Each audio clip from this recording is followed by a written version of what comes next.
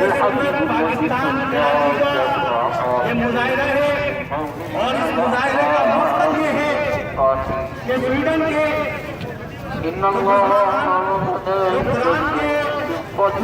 کرنے والے لوگ ہیں ان لوگ کے بڑے کردار تک پہنچایا جائے اور جماعت اہل سنت پاکستان کراچی کا یہ مطالبہ ہے کہ دنیا بھر میں حضور نبی کریم صلی اللہ علیہ وسلم کی شان میں ہونے والی گستاخیوں پر اور قرآن مجید کی بے حرمتی پر اقوام متحدہ نوٹس میں اور اقوام متحدہ اس عمل کے خلاف قانون سازی کرے کہ آئے دن جس کا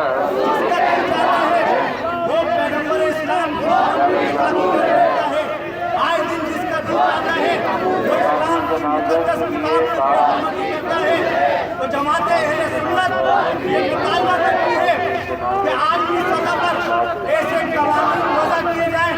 عالمی سطح پر ایسی آئین سازی کی جائے کہ جس میں مقدسات کی بے حرمتی کرنے والوں کو کے بڑے کردار تک پہنچانے کے لیے سزائیں نافذ کی جائیں کہ آئے دن یہ عمل کیا جاتا ہے اور مسلمانوں کی روح کو جہلایا جاتا ہے، اور پھر جب اس طرح کے معاملات سامنے آتے ہیں تو نتیجہ یہ ہوتا ہے کہ دنیا میں بے روی ہوتی ہے، دنیا میں بدامنی پھیلتی ہے۔ تو جماعت اہل سنت یہ پیغام دیتی ہے کہ مسلمان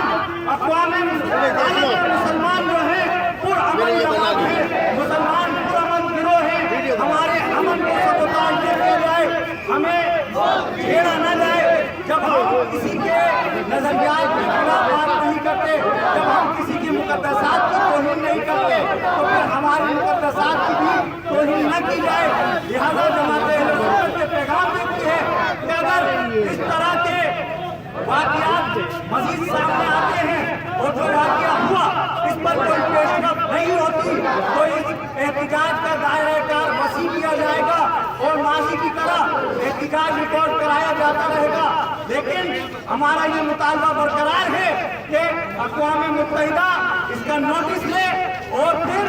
اس کے خلاف آئین سازی کی جائے تاکہ دنیا میں مذہبی مقدسات کی توہین کے خلاف بھی قانون بنائے جا سکیں۔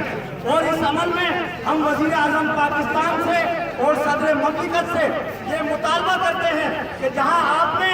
اس واقعے پر افسوس کا اظہار کیا وہاں آپ کی یہ ذمہ داری بھی بنتی ہے کہ آپ اقوام متحدہ کو ریاست پاکستان کی طرف سے یہ باور کرائیں کہ اگر اس طرح کے واقعات ہوتے رہے تو عالمی امن خطرے میں پڑ سکتا ہے، اس طرح کے واقعات اگر بڑھتے ہیں تو دنیا کا امن خطرے میں پڑ جائے گا۔ تو جماعت اہل سنت یہ پیغام دیتی ہے، جماعت اہل سنت یہ ہے کہ حکومت وقت اقوام متحدہ احتجاج ریکارڈ کرائے اور اپنا کردار ادا کرتے ہوئے مقدسات کی توہین کے خلاف آئین سازی میں اپنا کردار ادا کرے۔ نعرہ تکبیر!